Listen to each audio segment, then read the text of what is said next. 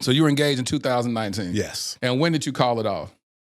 That was towards the end. So, because we were only engaged for a small period of time just because of the fact that, we're talking about prenups. Yep. So when the whole idea of the prenup got introduced, where it actually wasn't introduced, I had already stated prior to the relationship that was something that. So in the dating phase. In the dating phase, I already made it very clear, and I make it very clear to everyone I've ever dated that that's a necessity for me. Love is a treasure chest, but once opened, our hearts become vulnerable. I went back to Vegas. It was this guy.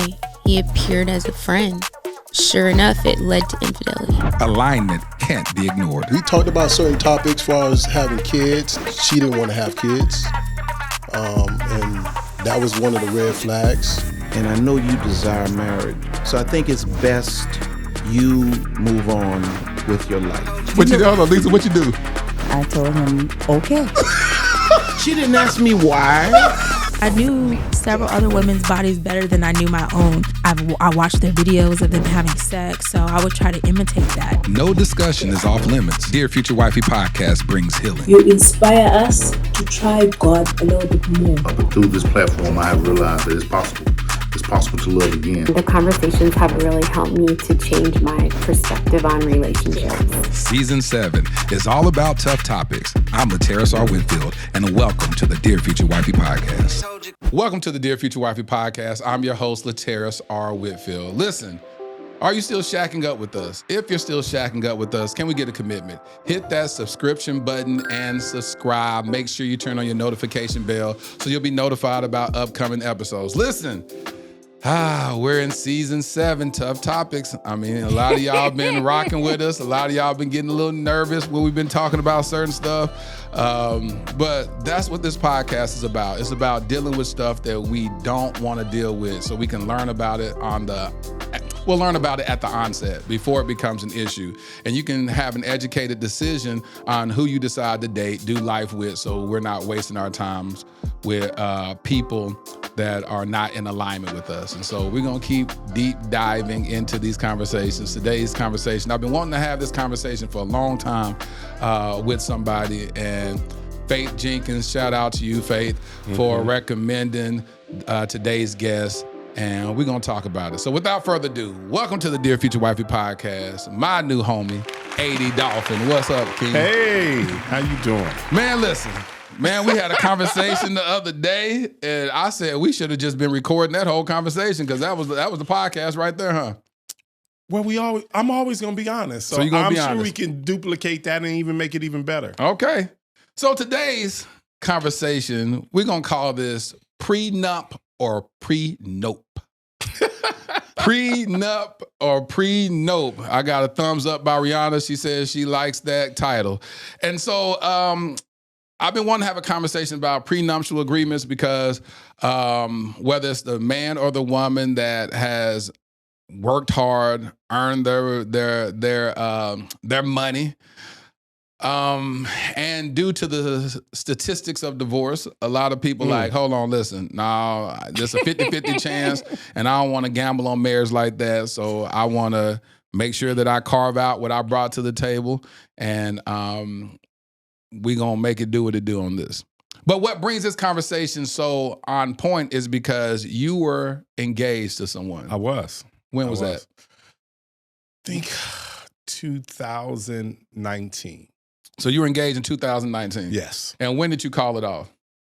That was towards the end. So, because we were only engaged for a small period of time just because of the fact that, we're talking about prenups. Yep. So when the whole idea of the prenup got introduced, where it actually wasn't introduced, I had already stated prior to the relationship that was something that. So in the dating phase. In the dating phase, I already made it very clear, and I make it very clear to everyone I've ever dated that that's a necessity for me.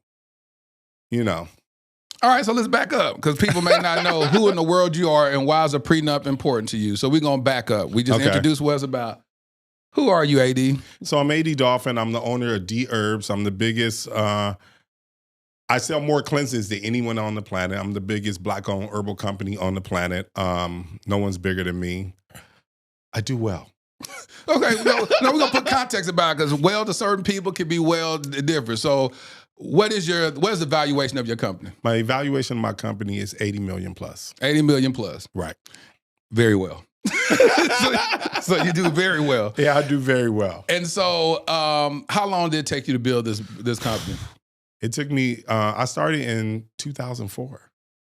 2004. I've been, gunning it out since then, and it was tough. It was hard. I put everything I had into it. I believed in it 100%. I have the best cleanse on the planet, and life has proven that's true. Life has proven that is true. Absolutely. I did Steve Harvey TV show. I did over 40 episodes between 2015 and 2019 on TV using my product, helping people transform their life, lose weight, and things like that. I've done The Doctors twice. I've done Dish Nation, 10 or 20 times. I've done Page 6 another 10 times. I've done over 200 news channels. And that's just TV. We haven't even got it in radio. Yeah. Radio, I'm bananas. No one can deal with me on that. So you built this brand. Right. Built this company. Right. Have you ever been married before? Never. Do you think, well, we're going to talk. Do you think that you're married to your business and because we had a conversation and we're going to talk about this, is that when you find men like you that are huge, insanely successful in one area, do you feel like you have that same measure of success in love and relationships? No, I think it struggles. Why? And you know what it really comes down to? And I don't think necessarily I did it right. I think what it comes down to is this. I think that when people build, and now you have this stuff, you have all this stuff. Unfortunately, it's the stuff that stops you being so open and being so given. And because now you don't know if people are actually chasing you for your stuff or for you. And it sucks. Yeah. It sucks.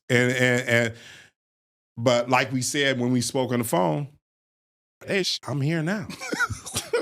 What we gonna do? So we gotta figure it out from this point on. And it just comes down to it. It's just like, you don't know, and you hear these horror stories. I mean, you hear about, Michael Jordan, Paul McCarthy. You hear about all these terrible situations where, these people had to give a significant amount of their fortune, and, none of them shot a jump shot. None of them did music. And that's what I'm talking about, this stuff. And a lot of these people, other than Michael Jordan's wife, who I know personally, or ex-wife, let me say that, they weren't there the whole entire time. Yeah. You know what I mean? Yeah. It's like if you met somebody right now, they're walking into the fortune that you created, and if whatever happens in that relationship, they leave with half of it. And I think that part, that's crazy. See, and I always tell people, unfortunately, being married is a business. They've changed the concept of being married to me personally. That's my viewpoint. And they've changed it in such a sense. Now it's a business agreement almost. And to be honest, it's a bad deal. And I'm a businessman. If I see a bad deal, I'm going to tweak it in such a way where it's more beneficial, or at least fair to me. So, and that's what it came down to. The idea of being married for a year and having to give up my entire fortune, or at least half of it, is not a good idea for me. And it's something I would never, ever do. But that's the whole thing. It's just like, you got all this stuff now. You got the big house, all the cars, you got all that stuff. And it's that stuff preventing you from this life that we all dream about with our future mate. Well, you mentioned something that was on point, and I want to go back. You said you felt like you did it wrong. I do feel like I did it wrong. I think the best way to do this, and I hope everyone's listening, the best way to do this is to grow it together. And I really honestly feel like that. That's my whole heart feel like that. I think I did do it wrong, but I think most men don't get married until they feel successful. Yes. And I think that whole concept needs to be changed, because that's what I was taught. My grandmother always told me, you could be broke by yourself. And what she meant by that is, hey, you're going to have to develop something so you can be able to take care of a family. You know what I mean? It sucks to be in a situation where both of you guys are kind of like destitute and things aren't going well. And we already know, like you said, mentioned in the beginning, marriage, they say majority of marriages are broken up because of financial situations. Right. In my situation, there is no financial situation. You're going to be all right. You know what I mean? It's just getting you there is a struggle. It's tough. It's tough. It's tough. And so, you know, and we were talking about my previous engagement. What happened is that she, oh no. Yeah. Okay. Well, she had went, because now we're getting closer to the date. Right. We're doing all this stuff. And she had a conversation with her mother. And her mother said, I wouldn't sign the prenuptial agreement. Did she already agree to it at first? Absolutely. Because read it and everything. No, we haven't even got to that part yet. But her mom told her not to sign it without even seeing what the terms were? Absolutely. And that was just a terrible, terrible advice. And I let her know that you should marry your mom. Period. You should date her. You should date her. Because if we dating me, I'm not getting married, just like I stated in the beginning. I'm always completely honest. Yeah. I don't blindside anybody. Yeah. I don't hide who I am. I tell everyone, this is the deal. This is what's going on. And this is how I plan on moving forward in life. And if it doesn't agree with them, I honestly feel like it's okay. It is, yes. It's fine. Yeah. This doesn't work for you, but okay, cool. I'm going to do this. You know what? And I have nothing but respect for that. Because if you say it up front and you said even in the dating phase, you're like, hey, listen, this is what's going to be. And they say, I'm cool with that. Absolutely. Because I had to put perspective around it. I said, okay, so let's see what type of guy you are. Are you the type of guy that, because a lot of times people are afraid of dating guys with a lot of money because they feel like that comes with a lot of control. And that you will control the money, don't share nothing with them, don't give them nothing. But the woman you dated, she was very well taken care of. Absolutely. You said that in the course of you dating her, you believe that you spent upwards of $100,000 on her. Oh, that's just 1 year. Yeah. That's easy. That was light work. But yeah, but I'm not, sometimes I think when, I don't know, I'm trying to make sure the world doesn't hate me from this conversation. So I'm just saying, it's sometimes... Trust me, a lot of men gonna love you. And it needs to be said. They need to have the conversation up front if they feel that way. Now, I don't think everybody needs to have that conversation. Right. You making $150,000. You shouldn't have that conversation. Exactly. I think once you start getting up there into the real numbers, I think you definitely need to, because it really... What number do you think that conversation should be had? God, it's so funny. I talked to somebody last night about that, and they asked me what I think it is. I think it's in the upwards of probably about between 15 and 20 million. When you start doing that per year, then you can have those kind of conversations. Anything less than that, I think we can talk about it. Oh, so dear future wife, we can talk about it. We can talk about it. That's why I don't see a value in a prenup, because my mind ain't went to no 15, 20 million. But you're going to be there. You got one of the hottest shows on YouTube, period. So you're going to be there real fast. Oh, God, I receive that in the name of Jesus. This joker said, but see, I have a different perspective about prenups, and I'll share that a little later. But I understand what you're talking about as far as you built all this and you're self-aware enough to know that you wish it could have been built in the grind. So Absolutely. Let's back up. Was it a situation? No, let's still unpack this. So you said she talked to her mom and then came to you and said what? My mom doesn't think it's a good idea for me to sign the prenup, so therefore I'm not going to sign the prenup. And then what did you say? I said, that's fine. We're not getting married, and you should date your mom. And how far along were y'all into the wedding process? I was already packing. Oh, really? Yeah. Right when I heard that conversation, that was it for me. I was actually in her place, because we lived in different areas, different states, and she would fly out every single weekend, and some weekends I would actually fly out there and spend time with her. And in this particular case, I was with her at the time, and I was already picking up my essentials, getting everything I knew, because First of all, you know what? It's so crazy. And I don't know if you experience this in dating, but I hate when the mother attempts to control the daughter. Yeah. And I've been in those relationships before, and they're awful. Yeah. Usually I find, you know, it'd be situations like weird stuff where the mother is asking the daughter for money. And I'm like, she don't have no job. Why are you asking her for money? So technically, you asking me for money. At least have the nerve to walk up to me and ask me for some money. And that's the whole thing. I'd be like, she don't have no job. Why is she asking you for money? Just because you here in a big house and you driving nice cars? I said, no, she don't have any money. So really, you talking to me. So I've been in that. So maybe I'm a little sensitive. When that mama starts saying So when she started listening to her mother, I was like, you should marry her. Period. End of discussion. And that was pretty much, I didn't really have a discussion after that. Really? Nah. You tell me you can turn your heart off that quick. It wasn't my heart because we weren't talking about my heart. My heart was still there, but we were talking about a business deal. That's what we were talking about. And unfortunately, I'm a businessman and I did business. So if I see a bad deal, I'm walking away, period, in the discussion. I work too hard. To get to where I am. So therefore, I'm not going to do anything that's going to jeopardize what I've accomplished so far. And I know a lot of people be like, he's heartless, he's this, he's that. No, it's my decision. I really don't care how they feel. I really don't. Honestly, I promise you, I don't care. I don't care because anybody, and I look at people and the women was like, no, the prenuptial, no. I'd be like, Oprah didn't get married, you guys. And when women are put in the same situation as men, they act like men. Yeah, that is true. That's 100%. They are the same people we are. I know a lot of times the men are the breadwinners, but when you see the breadwinners, when you see women that are the breadwinners, they think the same way. They think exactly the same way. They control the relationship. They pick the house that we're going to live in. They buy the cars. They do certain things because that's the role. They're in this masculine kind of role. And so therefore, I'm in this masculine kind of role and I'm going to be masculine. That's what I'm going to do. So we ain't going to do certain things and that's just it. It's okay if you think differently and, you're going to have to find somebody else to do that with. So was it any type of, I just want to see how you think and how your heart beats.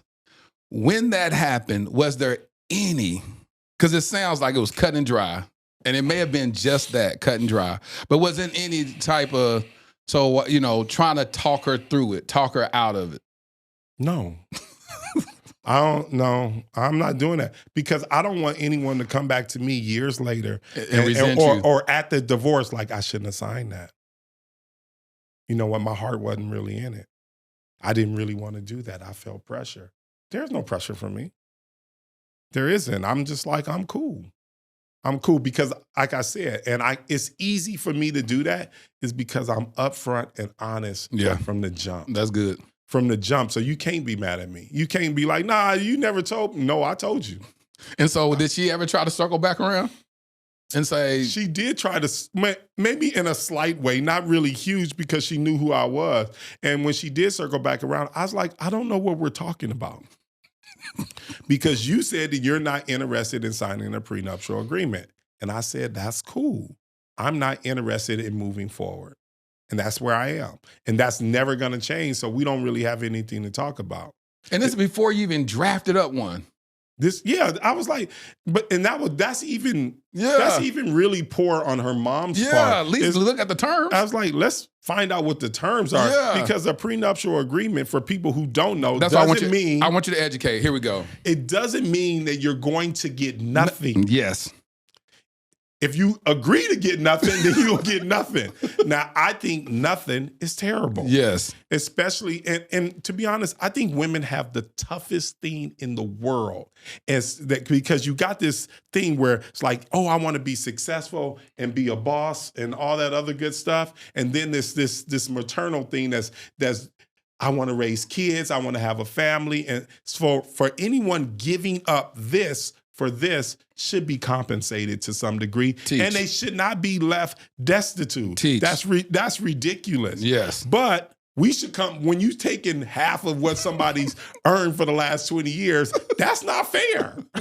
So my whole thing is like, we got to make this fair. We got to make this understandable. Even when Jay-Z married Beyonce said, hey, if I have a certain amount of kids, each kid, I get a certain amount of money. That's inside their prenuptial agreement. And I was like, I thought about that. I was like, they really went into it. Yeah, that's good. Yeah, they really, really went in, because she thinking, okay, I'm giving up my body, and all this other stuff. And so she really thought about it. And I thought that was fair for them. Right. You know what I mean? That was good for their situation, and they tried to figure out what works for them. But I was open to figuring out what works for me. Good. But half don't work. I'm not doing half. Half is ridiculous. I'm not doing half. It's not on the table for me, especially when someone's walking into this situation. We didn't earn it together. You didn't stay home with the kids. You didn't do all those particular things. You're walking into a blissful situation. And at any moment, they can just change their mind and walk away with half. That's crazy. And then I think people also use that as a weapon against you. And see, I'm not going to weaponize any woman to use it against me. I'm not going to do that. I'm just not. Explain that, because people may not understand what you mean. They can weaponize it against you how? So if you get married without a prenuptial agreement, so therefore, and you have a lot of money, therefore now they can say, hey, if you're not going to do this for me and you're not going to do that for me, I'm going to divorce you and do it for myself. Yeah. Because, I mean, you got vindictive people like that. Yeah. I was hoping I didn't pick one, but you never know. Sometimes people change. And like I said in the beginning of this, you never know what's people looking at your stuff. Yeah. I mean, like, don't look over there. Don't look over there. Look, keep your eyes on me. Keep your eyes on me. And that's really what it comes down to. Are they really there for you, or are they there for your stuff?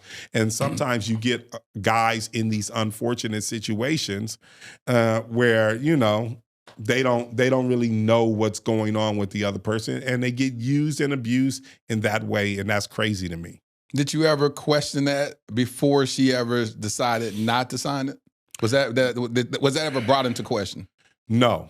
Not at all. But I also understand this, and women are going to be mad. I feel that women are extremely selfish, 100%. And so you feel like a blanket statement? You want to throw a blanket statement out there like that? I can definitely, and the reason why I say that is because women ain't going to marry the guy at McDonald's, but a guy would. If he loves that woman, he will marry her. Women only marry men that do stuff for them, that make them feel a certain way. It's not always about love. I think men are more romantic in that way, where they can marry someone that has a much less than them and bring them onto the fold. I don't think that women really do that. If you notice that really successful women, they don't marry down. They marry either equal to or up, period. That's the whole conversation on social media. Don't date down, with women saying that. I'm telling you, men are way more romantic. They will marry the manager at McDonald's. They're not tripping, but the girl ain't. You know what? It caused a huge debate at I did an event at the Stellar Awards, and Marvin Sapp said the exact same thing. It's absolutely true. But the way he worded it, he said men love unconditionally. There you go. And women love conditionally. And Melissa Fredericks said, hold on. And she took out with that statement, because she was like, hold on, that's not true. But I think the conditional and unconditional phrase messed everybody up. But I think what you're talking about is more appropriate, where you said that, yeah, you see it all the time, that a man will go to a strip club and get a woman. There you go. And pull out the strip club, change her out. You see the movie Pretty Woman, all that type of stuff. You'll see that, but it's not as... Well, I can say this, because I've known situations where women have dated guys that were less than financially or whatever, and pull them up. We just don't see it as much, because they're not going to glamorize that. What I think about it is like this, that men were built to do that. We're built to do this. We're built to support the family, let the wife stay at home. We're built for that. That's our story. Right. That's our story. That's not a woman's story. It's just not. Well, they ain't gonna get props for that either. So it's like if you done got a man that you're a millionaire and you went and got somebody that was a trash collector or whatever, then you're not gonna be like, girl, I see you leveled him up. Matter of fact, they get the opposite, where you had Tabitha Brown, where she talks about how she quote unquote retired her husband in a sense. Husband was in this very volatile profession, LAPD, got him out of that. But watch this. Was she with him forever? How long were they together? See, that was at the very beginning. See, there you go. Yeah. They grew that together. Yes. They did that together. I'm sure at times she wasn't doing that. Right, and that's what she talks about. And he was doing a little bit better. Right. And then she got a chance to lean on him, and now it was time for him to lean on her. I think that is beautiful. That's how But like I said, I'm not in that situation. I'm in a different situation, and I'm trying to figure this thing out called life right now, and it's tough because I got stuff. Would you marry a woman that made more than you? Where is she? What are we talking about? I'm not saying they don't exist. I'm saying, where is she? I think that would be extremely hard to find. And But would you though? Would I? She makes her company worth $150 million. Would it make you feel less than a man? Probably. Why? And because I feel like whoever's the breadwinner gets to make the decisions, and I'd rather make the decisions. So you really believe that? You believe that just because she makes $150 million, she makes $150 million, and that's, she's doing significantly better than me. I think she should make some of the bulk of the decisions. Really? Why is that? Because she makes $150 million. Why is it based on the money? Unfortunately, money plays a role. That's how I feel. And I would be fair like that. So all of a sudden, yeah. So she came to your life and was just like, listen, I believe in traditional. I believe a man is a man. She don't exist. I'm trying to tell you, man, we talking. Look, you trying to say that woman don't exist? I'm already the 1% of the 1%. She don't exist. So you tell me that the woman that's making that kind of money don't exist. I'm the 1% of the 1%. I'm the 1% of the 1% of the 1%. She don't exist. She don't exist. So when people create those kind of scenarios, I'll be like, all right, come on. Like, what are we talking about? So why you say she don't exist? Explain that. Unpack that. She don't exist. What do you mean by that? What I'm saying is that's far and in between. You talking about the level of money or the heart posture of a woman making that kind of money? No, anybody can do anything and be successful. So I completely believe that. But I think it's rare because I already said in the beginning, women have this thing that's pulling them in two different directions. And when you're being pulled in two different directions, it's hard to be successful. And I really think that they struggle with that. That's the one thing that men don't have. Our whole goal is to be successful, create money, create wealth, and support our family. That's it. But you're saying the woman that's trying to balance the maternal and the... And it's going to be hard. And now we're talking about 1% of the 1% of the 1%. So it's going to be tough. It's just going to be tough. So, all right. So this is what I want to... We're going to talk this scenario. So you're saying that basically a woman that's making that crazy kind of money, say she's making $100 million, that her feeling as though she could be submissive to you... It's going to be tough because it's a masculine role. And she may not even be soft enough for me. And I'm not saying women aren't capable of that. I'm saying it's tough. When you're successful in that way, it's a masculine kind of energy. And me personally, I'd rather be around, different energy, period. That's interesting. No, I'm telling you, if you meet super successful women, they walk around with it on their chest. They do. And when you meet super successful men, they walk around with it on their chest. And I'm saying I'm not dating a woman that's walking around with that kind of energy because that's not attractive to you. Yeah, it doesn't serve me. So You're not even attracted to that type. Not even close. Have you ever tried to date that type? She don't exist. What are you talking about? What you mean? She don't. Okay, put it like this. Have you dated a highly successful woman? Based upon what you deem success. I ain't talking about 15 million because you think success or prenuptial conversations need to wrap around 15 million. Have you dated the average successful woman? Let's say $250,000 a year. I think the woman that I was engaged to, she made $150,000 a year, and I thought that was cool. Right. That puts you in the top 5% in the United States. Right. And that's cool. Yeah. So that, but $150,000 don't allow you to stick your chest out. Your chest needs to be right where it is. To be honest, I'm telling you, it needs to be right where it is. It's cool, but if I made $150,000 a year, I'll starve. So with your lifestyle, yeah, for sure, it wouldn't be able to do anything. So I wouldn't be able to do anything. So that doesn't make any sense. Like I said, AD, you said you'll starve. Absolutely. Why would you starve, AD? Because I've been living a certain way my whole, for a good majority of, my life right now, and that wouldn't probably work out for me. $150,000. What am I gonna do with that? You'll starve. I couldn't pay my mortgage.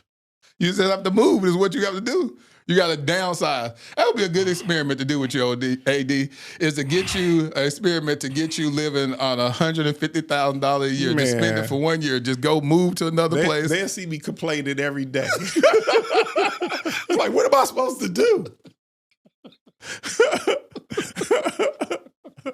What am I supposed to do? I can't even pay my car though. No, we got to get rid of that. What you drive? Right now, I had all I had all the cars. So, are you the type that you went through a phase of just loving the materialistic part of your lifestyle? I think you have to. Why? I think you have to. I think you got to go through that. Yeah. I had 2 Rolls Royce Wraiths. So why would you have 2? Answer that. I want to understand that mentality because I ain't there. I ain't had that experience. So I want to know. Let me live vicariously through you. Why would you need 2 Wraiths? And for people, tell people how much a Wraith costs. It costs $388,000. Okay, almost $400,000. Yeah, you needed 2. That was at the same time. Well, no, I had crashed the black one, then I doubled back and bought a white one with like red interior. But I think you gotta enjoy life, man. Look, we only got so much time to be here. Why not live it up? See, I was thinking you had 2 of them at the same time because I knew somebody. Well, I had a bunch of other cars too to go along with it. I didn't have 2 Rolls Royces at the same time. That would be untrue. But you had 2. What's the most cars you've had at one time? 4. Mm-hmm. And was some of them like a $50,000 one? All of them wasn't 100 plus. No, they weren't. You would never drive a $50,000 car. Not now. We supposed to grow and get better, right? So every car got to be about 100 plus. Absolutely. Well, at the moment, that's what's going on. So at the moment, currently. Yeah, but that's usually what's going on. So that's usually what's going on. So when you say, so in all fairness, you're saying the woman I date, and this is what was so unfortunate, is that she didn't even wait to see the terms of the prenup. Because I think that's important. I thought that was sad. Yeah. I thought that was sad. Because what people think of a prenup is that I get nothing, and that's not true. Absolutely. But that just showed how ignorant her mother was. Right. You know what I mean? And obviously she fell for it. But I sometimes I just see these situations where the mother just really wants to control the daughter. And it's sad because the mother usually doesn't know what she's doing either. They're both flailing out there. Was the mom single? No, her mother was actually married, but she was the masculine one in that relationship. She should talk to her dad. She should talk to the man and ask his advice. She was the masculine one in that relationship. Because he would have gave us some insight about that. Yeah, it's just like, Because I always wonder too, and I want women to comment down in the comments. Would you sign a prenup with a guy? And the reality is this: if you're living the lifestyle that you probably couldn't even dream of, right? It's not like you some peasant in a mansion, some maid at the house. Like, this is your life that you're living. You can own that life. Dressing in the nicest clothes, driving the nicest cars. You're living that life. But you always look at it as, but if this doesn't work out, what happens? You go back to the life. Worst case scenario, you go back to the life that you were living before that situation that you were okay with until you met said individual. Right. And But then you got to give it all up, just like you just said. I don't know how to live off $150,000 a year. Now, whatever, how long that was, whether it was a year, 2 years, 5 years, 15 years. And if you're smart enough, you'd have learned some doggone stuff to build your own doggone business with this brilliant man that you laying down with every single day to learn how to build your own wealth. I think that's so short-sighted to be able to, you get with this guy and you go, if it don't work out, I end up with nothing, instead of not realizing, even if it don't work out, you'll be further along. Even if he gave you nothing, you'll be further along than you started. Yeah, I think people they're scared of that nothing. But to be honest, when men pick women, they want them to do well. If they bear their children, they want them to be okay. Right. They want them to be fine. We're geared to do that and be that. So I definitely, in any situation, I would have made sure she was perfect. But I just don't want to be forced. And I just don't want that number dictated to me. I want to decide what that number is. But you'd have put that in writing? Absolutely. Put that in writing, what I agree upon. Right. Yeah, for sure. I didn't have a problem with that. This that tough topic. We hear all these conversations about finances and women saying they want that soft life. They want a man that pays all the bills, but then what comes along with that? Would you be okay with a woman marrying you and having no job, bringing nothing to the table, not working at all? Absolutely. They never work anyway. I don't know what you're saying. What we talking about? Are you talking about the women you date never work? No, they don't be having no job. I think they start off having a job. The next thing you know, she did quit and she at home. And I think that always happens. He said, what are you talking about? Yeah, I ain't never seen them. I haven't. They usually don't work. They didn't start off that way, though. They usually working in the beginning, going to a job every single day. But a lot of times you got people who live in lives they don't even like. You know what I mean? And then they find a situation, or a guy that, potentially that's going to support them. So now they can start living life the way they want to. They want to actually be, the house mom, the soccer mom. They want those roles. Yeah. It's so funny. I met this lawyer a few days ago, and she was telling me that she can't wait to get married so she could quit. Yeah. And she's an extremely successful lawyer, and she can't wait to quit. She says she wants to be at home. She wants to raise children. She wants to do that. And she didn't have any kids. She didn't have any of that stuff. She's playing a more masculine role. And I think a lot of times when women do get in those masculine roles and they're making money and they're doing well, is when they get there, they realize it's not what they thought it was going to be. Yeah. A lot of times, and we just talking, a lot of times women, when they are successful, they feel like, I don't need a man. And then when men are successful, they're like, I'm ready to start a family. Yep. So we're at odds. Yep. We're at odds. And somewhere in between, we got to find that line. And I don't know where that line is. You know what I mean? And I'm trying to figure it out. That's a good point. That is a brilliant point, because you do hear that. And a lot of times they're both are motivated by trauma.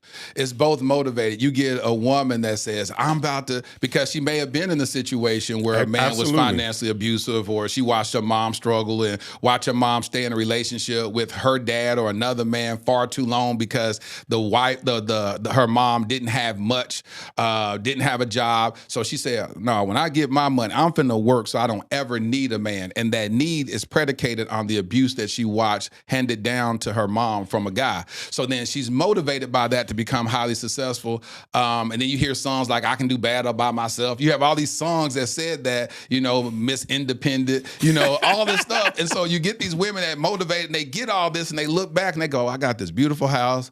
I'm driving these nice cars and I'm going to bed by myself. This doesn't feel good. I know. And it's the same thing with a man. A man is motivated by this. I'm finna go make this money so I can have my pick of the litter. I want to be able to choose what type of woman I want. I want her to look like this. And he's motivated. He earns all this money. He gets all this. He goes, gosh, I wish I would have did this another way. I wish I would have built this with that person as you. And I'm glad I did not even expect you to say that. So that was perfect. You said at the beginning of the conversation, I wish I would have done this differently. Shannon Sharp said that. He said that he wished he would have been more focused on relationships early on in his career, because right now it's going to be hard for him. It's tough. Yeah. He on TV every day. He make a lot of money. He does well. He in shape. Like he's out there kicking butt. So it's just like you gotta, like I said, it's a tough thing when you're successful. It's just tough. But it's tough either way. Yeah. Women and men, it's just tough.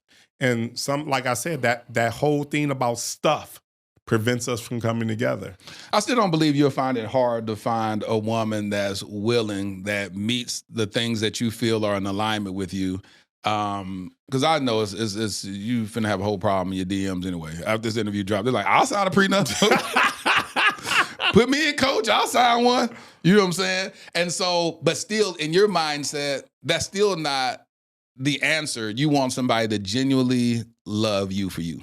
I think everybody's looking for that. I think love is the thing that we're all chasing. Sometimes, but a lot of men be like a lot of my male friends that are successful, they like, listen, love comes down the line. I want me a baddie. I want a woman that's beautiful and fine, and I know she want money. I know I want sex. Even exchange, we can do this together, and hopefully we love each other down the line. That's not you? No, I would absolutely say that's not me. And I would say there's a lot of people that say that, but those sound like really wounded people. So that's what it sounds like, to me personally, for someone to think like that, if they know that woman that is not really there for them, like that's scary to me. That's like you sleeping with the enemy. I don't want to sleep with the enemy. That's good. I want to be with someone that truly, truly loves me, that wants to be, you know what I mean? That wants to be the caregiver within the family, support the family in that way. And I'll support her in that way. You know what I mean? I think it's an even exchange at some point, but it has to be the right person, because unfortunately, we got Instagram, we got social media, we got all this stuff, and people, they're chasing that thing and they just want that thing, and it's money. Gosh, this is so good. One of the things that I always say is that money has its importance with me or whatnot, and surely I ain't never had the kind of money you have. But what's most important to me in relationships, that outside of money, is my heart. It's like my heart supersedes money, and there's no prenup I can sign on my heart. And so the way I would do relationships and marriage, I'm giving my all to it. And so I've been where I've lost money, made money, rebuilt it, pivoted, created new careers, created new businesses and all that other stuff. But heartbreak, it's a little bit harder to recover from that thing. No, that thing hurt. Boy, I'm telling you. And so that's why I was wondering about, is that how do you navigate heartbreak? Or is it that if the relationship falls out due to business, it's easy for you to recalibrate from that? Yeah, I've been conditioned that way. Yeah. And like I said, that's the part that sucks. It's easier to, grow it. Well, I wouldn't even say it's easier to grow it. It's just easier to do it with a team. You know what I mean? To work with somebody and actually accomplish those goals. And I've seen those kind of relationships, and I think those are the best ones. Yeah. You know what I mean? Like you mentioned Tabitha Brown. I think that's beautiful. He supported her when things weren't going well. Now she's supporting him. I think that's beautiful. Yes. Yes. And you said that's just not the cards you've been dealt. God didn't give me those cards. I got a different hand, and I got to try to figure that whole thing out. And it's tough. Like I said, social media killing relationships left and right. Why do you say that? Because I think that men see so many beautiful women, and they literally have access to them. Yep. And then also I see women doing things like thirst traps. Yep. And that pulls in a certain kind of guy. Yep. And then, to be honest, I don't think any of those things are healthy. Nope, not at all. You know what I mean? I don't think, because, you're seeing something aesthetically that looks great, but shoot, sometimes you meet these people, you be like, I can't even believe it's a real person. Like, where did she even come from? Like, who thinks like this? You know what I mean? Did you say a real person? Yeah, it'd be like, this like someone's playing a joke on me. And you run into things like that. And so don't tell me, give people reference. What is some experiences you've had with people, with women that you had to look at them side eye and be like, did you really just say that? Man, I remember I was dating this one girl, and it was just so funny. We literally were only dating for about maybe a couple weeks. Her birthday came up. And those are like the tough situations for men, especially when you just met them. You just met them. You're like, what am I supposed to do? This girl literally had a list of things she wanted me to buy her. It was like, yeah, I want 4 purses. I want this. I was like, oh, what's going on? Like, I was so confused. I was like, we just met. What's going on? Like, how long you know the AD? Probably maybe about 3 weeks to a month. And she had a list? She had a full-on list. What kind of person did she have on there? Of course, all the crazy, I want Chanel, and I want, all this stuff. And I'm just did she say pick one, or she wanted all of them? She wanted all of them. I'm not even making this up. I was just like, I just met you 3 weeks ago. What's going on? You know what I mean? It's just craziness like that. The question is, how many of those gifts did you buy? I bought her one purse. How much is that purse? I don't know, maybe $5,000. but I was just like, it was just one purse. So but it's just weird. Was she satisfied? I don't think so. That's crazy, ain't it? Ain't it? You meet somebody and you feel entitled. Listen. To more. That's the part that's crazy. But that's where we are now when it comes to relationships. Unfortunately, and that's why buy somebody a $5,000 purse in the first month. But that's why I ain't signing no bad deal. I'm not gonna do that because your experiences have taught you otherwise. Absolutely, and those are the best lessons, and I've learned them. So therefore, I move accordingly. That's it. What's another crazy story in your dating life? Because you've never been married. Do you have any kids? No. No kids. No. Never been married. Been engaged how many times? I've been engaged. Twice. So the first time, how long? The first time, how long was that? The first time was just a few months. It just wasn't the right person. So you, it don't take you long to date somebody and decide whether or not that's your wife. Because you said this other one, y'all were only dating for what, the first year? No, yeah, it was about 14 months in. And you knew that was the one. Well, assumed that was the one. I assumed that was the one. But then, I started. How soon did you know? How soon did it take 14 months to know, or did you know in the first few months that this is a person you want to marry? I thought usually I only date people I can potentially marry. Good. So I don't date just random people. Good. And, and it's not always about aesthetics for me. You know what I mean? I got to be able to talk to that person. I got to be able to hang out with that person. I got to be able to sit in a room and do nothing with that person. So let me tell you something. That is the key right there. Absolutely. I have to be able to sit in a room and do nothing with that person. Do you realize that that's one of my non-negotiables? Hey, good for you. And because you know what it is? Sometimes you meet women and they feel like you have to entertain them. And that's the worst thing in the world. I was like, I'm not doing flips. I don't dance for nobody. And I'm just not going to do it. And when I come across those people, I let them know, I'm not here to entertain you. That's good. I'm not here to entertain you. That's good. And I'm not saying that they need to entertain me either. I'm okay with sitting at home doing nothing. Me too. And laughing or watching an old movie. Yes. But everything doesn't have to be this event. Yes.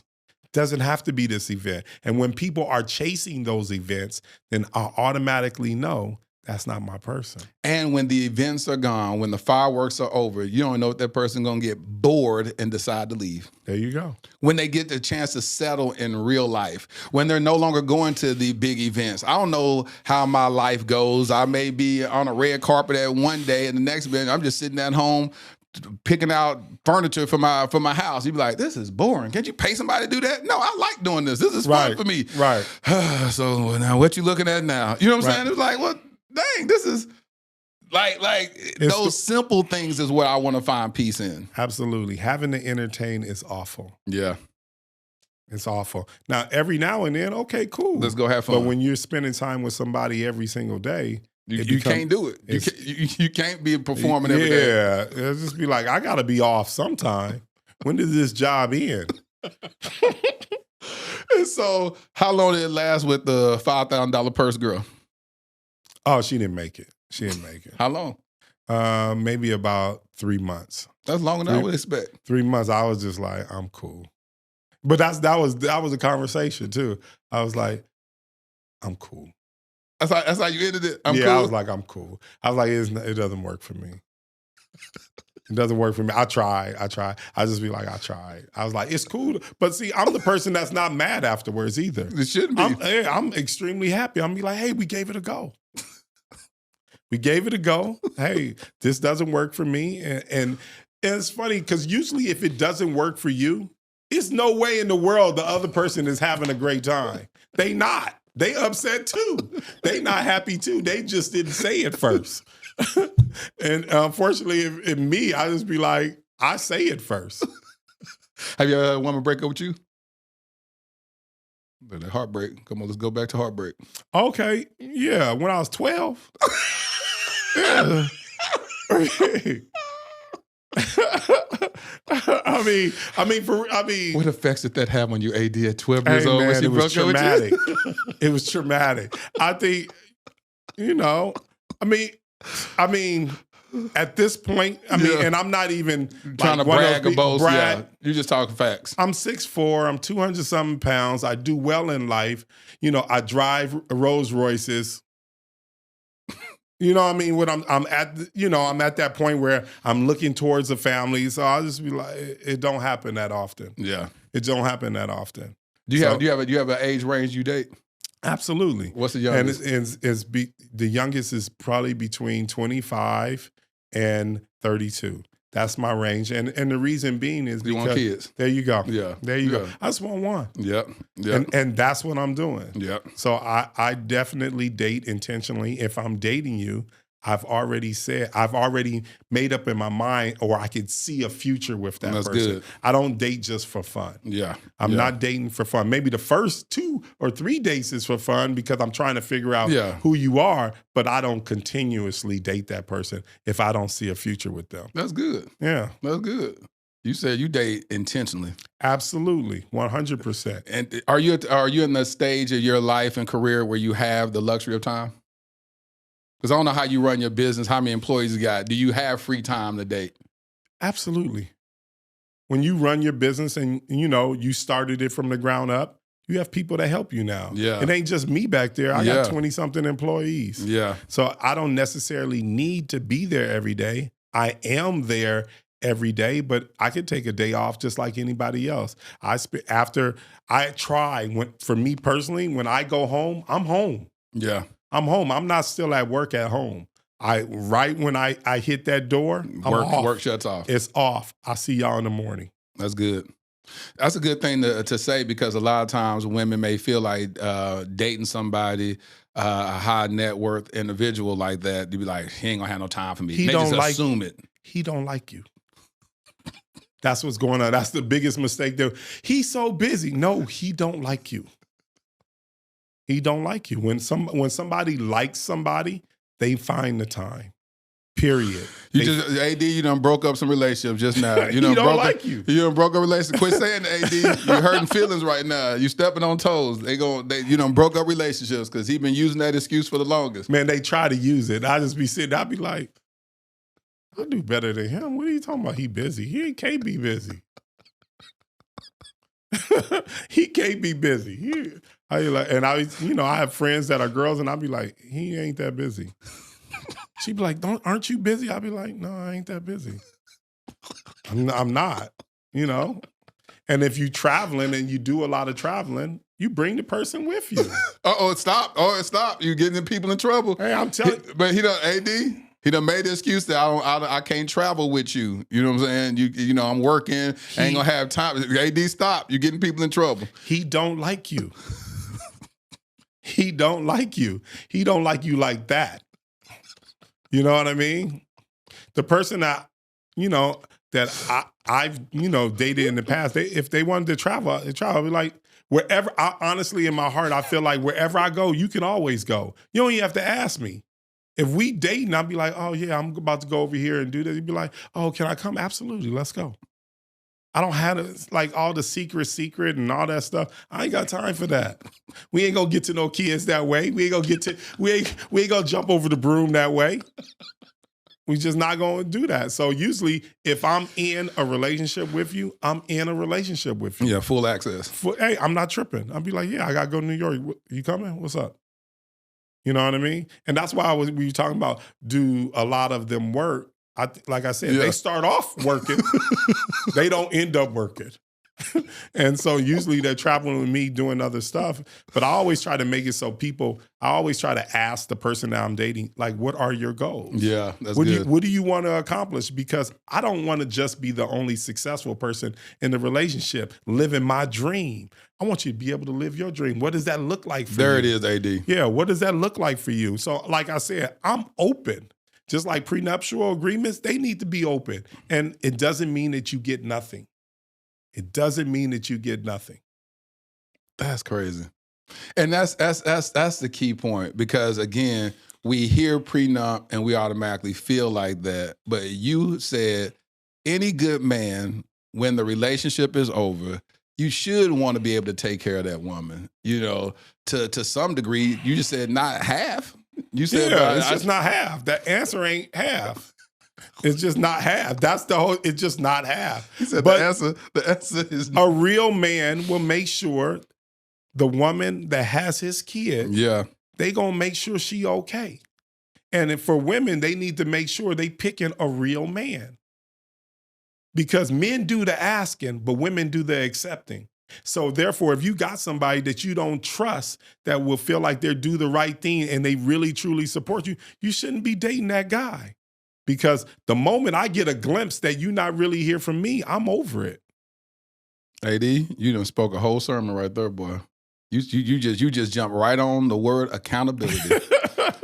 Accountability. At the end of the day, if you dating somebody and you saying I do to somebody that doesn't have your best interest, that you feel deep down inside that you need paperwork in order to make him be a father, you need paperwork in order for him to feel like you got to be able to say, you know what, I understand the heart of this man. And then if you approach it like that, your worst fear may not ever happen, where you feel like it ends in divorce, because y'all are totally in tune. And that's what I'm about. I'm about literally being submitted to the voice of God so that I can hear properly, so that when I say I do to that individual, I'm saying I do, not maybe.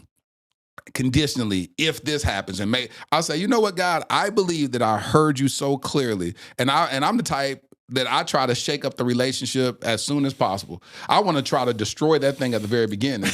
I try to destroy it, because I'm like saying, I want to see it. And it's not like making up arguments or whatnot, but it's literally to be able to talk about those hard subjects that need to be discussed, because I don't want to withhold who I am. And then you find out, for instance, I've been very open about my infidelity in my past marriage. Right. Well, if you're the type of woman that says, I will never date a cheater, and you've never watched my podcast and heard me be open about that, then I'm going to tell you straight up at the very beginning, I cheated on my ex-wife, and this is what I've learned about this, and this is what I've navigated, and this is what I got healed from. I don't want you falling in love with me, and then 5 months later, she says, we're watching TV like, oh yeah, that man's a cheater. See, I would never date a cheater. And I go, you're married to one. You're married to one. You cheated? He's like, I didn't watch your podcast. How am I supposed to know that? I'm like, everybody knows that. Right. And then now she's like, oh my God, I can't believe I married you and you cheat. Oh my God. Now you're regretting me. Like, that's know me, love me. Like Beyonce said, flaws and all. Absolutely. I want you to love me, flaws and all. And that's what you're saying. You're saying at the end of the day, you want people to know exactly who you are. You don't hide. You say, this is who I am. Do you want me? Take it or leave it. And it's okay. Absolutely. And if you step on my toes, I say, ouch. There it is. There it is. There it is. What are some things you have coming up in the future? Right now I'm just touring. I'm doing a lot of stuff on radio. So, okay. I did, Ricky Smiley's out here. Yep. So I did his show a couple weeks ago. I did D.L. Hughley's show in Los Angeles. I've done Steve Harvey's show. I just did another guy, a really, really nice guy, Ryan Cameron from Atlanta. He's supposed to be the number one guy on a drive time radio. Okay. So a really, really nice guy. I've been doing a lot of interviews across the So country. you're doing interviews about what? Dherbs. Okay, so it's all about your business. Yeah, it's all about my business. So, and our number one product is the cleanse. And it's the full body cleanse. Some of the benefits of the cleanse are weight loss between 10 to 30 pounds, a huge boost to your energy, stronger immune system, clearer skin. You'll be able to focus and concentrate a lot better. And basically what the cleanse does, it cleans out all your eliminative channels. That's your gallbladder, your heart, your liver, your colon, your spleen, your lungs, your kidneys, your adrenal glands, your blood, and your skin. It flushes out all the impurities so your body can perform better. It's kind of like hitting the reset button. Why you didn't bring me nothing? You know what? Don't even worry. I'm sending you one right now. Bring me nothing. I need my son. Need to have Rihanna raising her hand. She said she needs some. We need to test this. When we drop stuff on the Dear Future Wifey podcast, I need an affiliate code. I need to be able to post this stuff. And so my followers, and I have my assistant. She's been getting on me. She wanted me to do a brand deal that I did before with this company that gave me all these juice cleansers or whatnot. And she was like, "This what we're gonna do a brand deal." All right, let's do that. Because you know what? I know it's a lot of women who watch your show. And I want those women to be in the best shape as possible. Yeah. And doing the Dherbs full body cleanse can definitely put them in that situation. So we should definitely talk about that. Yeah, I would love to do that. Yeah, we need to do that so I can get closer to your $80 million. Rihanna, I'm out here struggling, Rihanna. He over here talking about, don't even have a conversation unless you're making 15, 20 million. I was like, oh, well, I guess we're going to, okay, I guess that's out of my tax bracket. He over here talking, don't even have, you making $5 million. How you going to have a conversation about prenups? You really believe that, huh? I do. I'm sorry. I might be jaded to a certain degree. I would be like, what are we talking about? I mean, it got to be, you know. Oh, no, man. Let me ask you this. Let's go back. When did you first start feeling like you made it? When you made how much? God, you know what's so funny? I just started feeling like that a few years ago. Really? I swear to God, I was working off this broke mentality the whole entire time. I was working nonstop. And then someone stopped me. It was my brother. He was like, I mean, I don't know what kind of words you can use. We don't curse. Okay, we don't curse. He was, well, you say the N-word? Yeah. He was like, nigga, you rich. Yeah. Period. What you doing? You got stuff people dream about. And it didn't dawn on you. It didn't even hit me till maybe about 3 or 4 years ago. You was working like how much? Like I was going super hard. Interviews, TV, everywhere. Now I just pick my spots. And it dawned on you after that conversation, like, hold on, I don't need to be working this doggone hard. Yeah, and that was it. He was just like, you rich. It never dawned on you that you was rich? Didn't even know it. I was like, I am? You said, I am? I am. I knew was doing well and things were going well, but I was just like, I felt like I still have, and I still do. I feel like I still have a lot to do. I think my company could be one of the biggest herbal companies on the planet. You said not just in the black space. Not just in the black space, all herbal companies. I think I could be the biggest one. So the biggest one has a valuation of what, do you think? I probably say about 3 to 500 million. Probably the biggest one. So we definitely got a lot of work to do. But so in your mind, when you get to this level, you're still not satisfied. You want more and more and more. I want to be the biggest. Is that what's driving you? No, I think I just want to win. You already winning. I'm winning. I haven't won. I haven't won. So I think for me, when I felt like I won, I don't go to work every day. I don't go to work. You know what I mean? It's another. But you cannot go to work now, can't you? Yeah, for sure. But another CEO is running my company. You can do that now. Yeah, I could do that now. I don't know if they would do great yet. I don't know. Right now, I feel nervous about doing that, but I've talked about it. I think once I achieve a certain number per year, I will do that. I will put someone in my place, and I will allow them to run the company in the direction that we both see fit. But but right now, this is where we at. You're having fun, aren't you?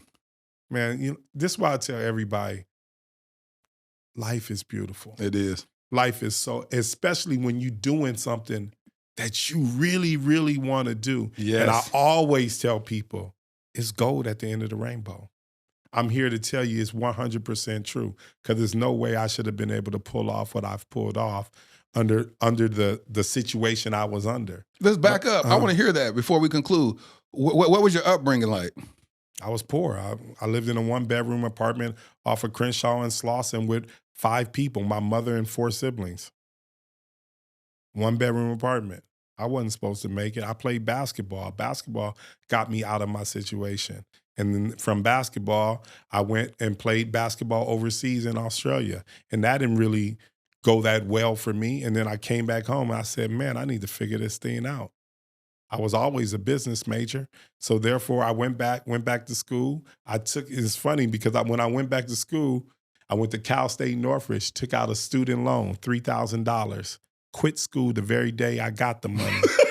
Turned around, started a vending machine company, and then it all started from there. So you took the $3,000? Took the $3,000, started a vending machine company, 100%. Didn't even go to school? Didn't even go to school. Quit school and then said, I'm going to do vending machines because I wanted to be able to enjoy my life and still make money. And then that's when the whole concept of doing something on the internet got introduced to me. Like I said, I quit basketball. So now what I'm doing is I started to gain weight. I ain't never gained weight in my whole entire life, but I'm idle now. Yeah. You know what I mean? So then someone had introduced the concept of cleansing, and I have an addictive personality. So I did everyone's cleanse. And then what I did is I realized that, wow, I like some of these are different. And then I said, I think I could do it better than them. Good. You know what I mean? God kind of gives you that craziness, that confidence inside me. And I felt like I could do it better than them. And I hired a few herbalists to help me develop my recipe. Took over a year. Me and my brother got together, put some money behind it. And then the journey began. I didn't make money for 4 years. 4 years, but I still believed. And then when I figured out how to market my product, you know, I just kept going up and up and up. And that's exactly what happened. I'm proud of you, man. Man, thank you. Black man, I'm proud of you, bro. I love to see people get out the mud. It's like you didn't grow up with a silver spoon in your mouth. You grew up poor. And it's interesting how, like you said, I took the student loan and took the money and said, I'm gonna go see for myself and I'm gonna go do something else. Yeah, but if you see that all the time now. All the billionaires in the world, they never finished school. I know it. They never finished school. They had an idea that they truly believed in. And at some point in that whole drive, they came across some money that helped them propel them, you know, their thoughts and their dreams and their aspirations. And then they were able to do it and they clicked and they ran away from the schooling. I think schooling is important, but I also feel like school teaches you to get a job and work for somebody. Yep. That's not something I'm into. Yep. That's not something I'm into. People assume I've been to college. I haven't spent a day in college. I haven't even filled out an application before to go to college. There you go. But here I am being hypocritical trying to force my kids, you go to college. You need to go to college. I always say, if you don't know what you're doing, just go there and then find out what you don't want to do and then give you some motivation. And more specifically, because the kids I adopted, they get to go to came from the foster care system. How many kids you adopted? 2. That's dope. Yeah, I have a biological daughter that's 27, so you can't date her. And then she married. And then I adopted my son Armani, who's 20, and my nephew, who's 15. When did you adopt him? I adopted Armani when he was 16, 4 years ago, and I adopted Ladarian when he was 7. And so my whole thing is building. My life's mission is to build this foster home for boys, this luxury foster home. Got 20 acres of land that this lady bought for me, and I got to pay her back though. But she pulled it off the market for me and heard my vision and said, "Hey, listen, I'm gonna write a check for $1.25 million because you want this land, and you just pay me back when you get the money." You know, that's and dope. She did that in 12 days, just from a conversation that she was watching my podcast. She heard me say it, and then she came on and said, "Listen, you know, I heard about this land." I was like, "What you talking about?" And she was just talking. She was like, "Yeah, I'm gonna give you the money." I said, "For what? What you talking?" It came so quick that it scared me, and I was like, "Is she really for real? She gonna give me?" She went up there and wrote that check. And 30 days later, she had wrote a check for $1.25 million. For that land. Man, God blew my mind. So it's sitting there. So now my whole mission is to pay off, and then I'm going to build this beautiful mansion. You have a 501c3? It's building right now, yeah. When you get your 501c3, let me know. I'll definitely donate money per year to help you pull that off, because I think what you did was you changed 2 lives and you didn't have to. And you didn't go for the little baby. You went for the adult kid. You changed their life. That's a beautiful, beautiful thing. Thank you, King. I respect that. And the reason why is because they say that most kids, black boys, 8 years or older, likelihood of getting adopted it's not going to happen. It's not going to happen. I'm aware. And so why are you aware? What's your background with that? No, so I plan on adopting children, but I just want to have one of my own first. That's good. I think that changing someone's life like that, that's in, you know, and like they're in a tough situation. And those people feel like they don't have love. Yeah. They out there by themselves just kind of flailing along. And for you to come and throw out that life raft for them is beautiful. Man, let me tell you something, King. I just bought a house last month. Bought this new house and I made a Facebook post about it. I'm trying to get emotional when I talk about it. But my sons, when we moved into that house, you know, they walked around that house. They said, I've never imagined I live in a house like this before.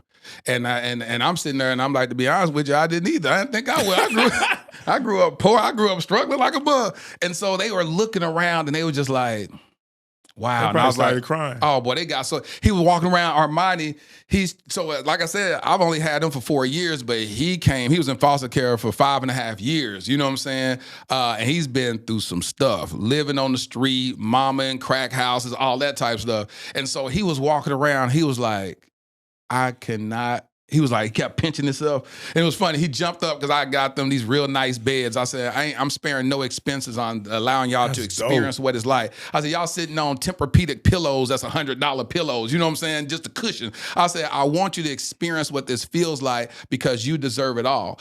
And but that's the same. And he was like saying, he sat up on the bed.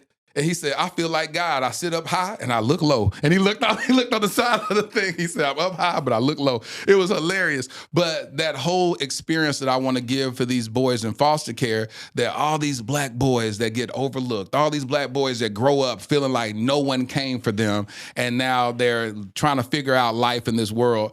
That bitterness, that anger, but to be able to introduce where when we build this, you can come in and begin to talk to these young boys to show them what's possible.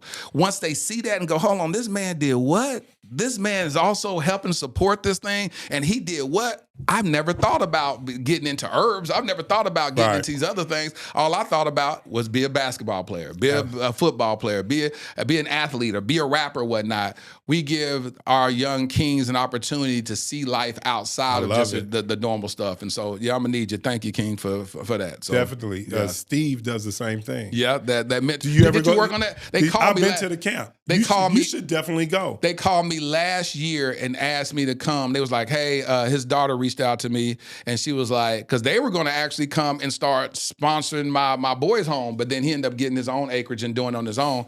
But they had DM'd me and was talking about all that. He does it in Atlanta. Yes. I think it's Chick-fil-A is one of the sponsors of it, and he does it exactly with them. I've been there twice to go speak, but you should do that. How did that feel talking to them boys? Man, it was the best thing I ever did, man. Because they was from the same place I was from. Yeah. The same exact place. And if I would even had some of the information that I was giving them, it would have absolutely 100% changed my life. And expedite the process. Get there faster. Yep. Get there faster. Just mentality is everything. Just hearing a black man tell you, this is what you do, is you navigate and have an open hand approach. Man, like I said, we could talk about this all day because I get emotional when we start talking about these young black kings. But listen, definitely you have just a matter of a few hours to get that affiliate code because this episode is going to release tomorrow. I'll give you a code. Yeah. I'll make it your name. Yeah. That's going to be the code. Exactly. We'll give a discount for anyone who buys the Dherbs Full Body Cleanse. Yeah. We'll make it your first name, and that's it. Simple as that. Done. So I have the link down here. Listen, this conversation went totally. I thought it was you're gonna say something to make everybody mad, but you did good, AD. I'm glad I did well. Listen, my whole thing, I tell the truth, and it's just my version of the truth. It doesn't have to be everyone's version. This is what I'm faced with. And that's good. And I can respect that because at first I was like, oh Lord, these people gonna be mad at this interview. I said, it's tough topics. But then at the end of the day, I said, I understand. Like, It's difference between when you making a couple of $100,000 a year and you like, I don't need to sign a prenup, but what it look like if you at a certain age and you've built all this over the last 20 years or whatever, now you say, listen, you can change your mind after a year, 5 months, 6 months, and put my whole business at risk. Make me have to sell it and split, all that crazy stuff that happens. Don't make no sense. I'm like, wow, that is saying something. And usually people don't know after 10 years, the prenuptial is null and void anyway. There you go. Yep. So, you know, if you have a healthy relationship and it's thriving, you know what I mean? You should be there longer than 10 years. Give it up for my new homie, A.D Dolphin, y'all. Ladarian, thrusted suddenly into Child Protective Services in 2015. My nephew, Black, a boy. The likelihood of being adopted outside of kinship, slim to none. Armani, 16 years old, Black, a boy, with 5 years in the foster care system before I even knew his name.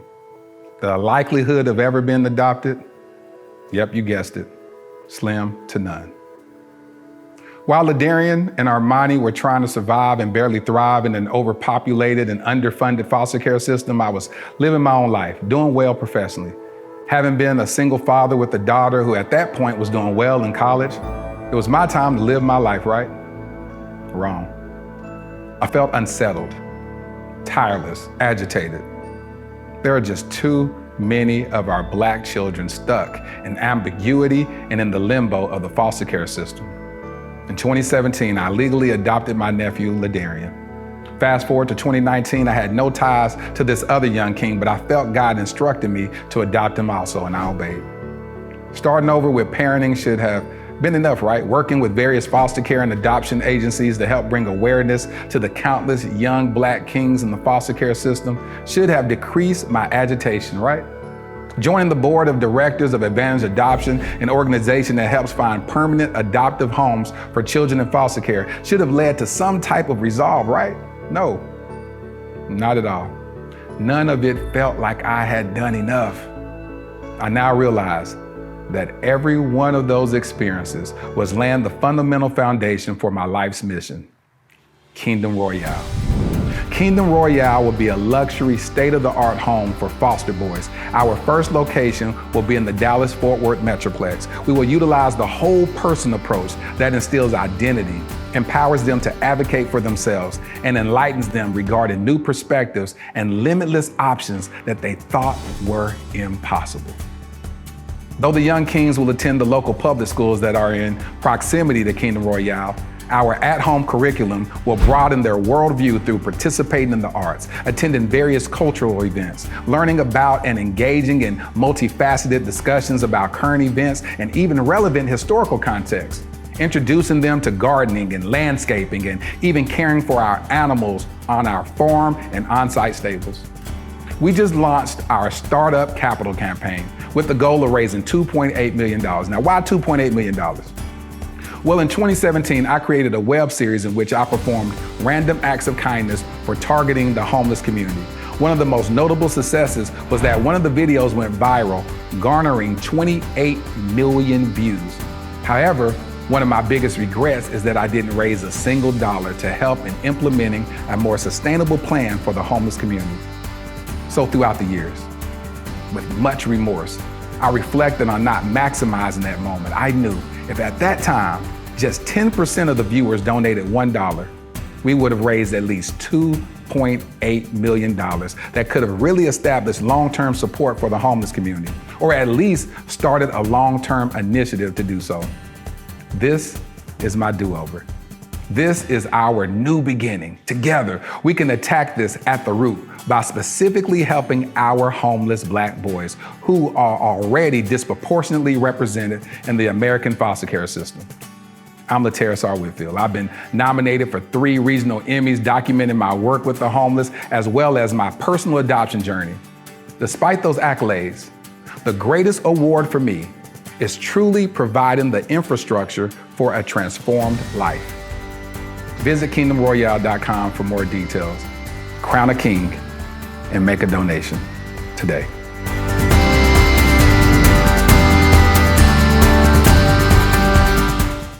Well, here's my favorite part of the podcast where I speak to my future wifey. Dear future wifey, I will withhold nothing.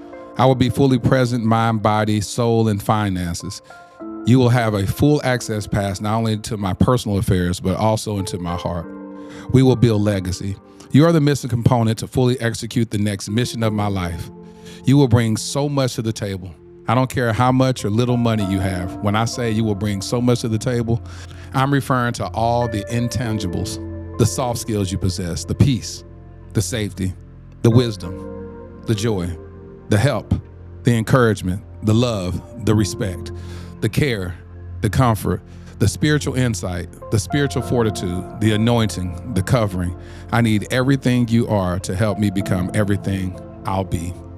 I simply adore you. Your future hubby. I hope you enjoyed this episode of the Dear Future Wifey podcast. Remember, be lit, live intentionally and transparently, and don't stop loving. Make sure to subscribe to our Dear Future Wifey YouTube channel. We're available on Apple Podcasts, Google Podcasts, Spotify, and Stitcher. We welcome your support. Simply share our podcast with your friends and family.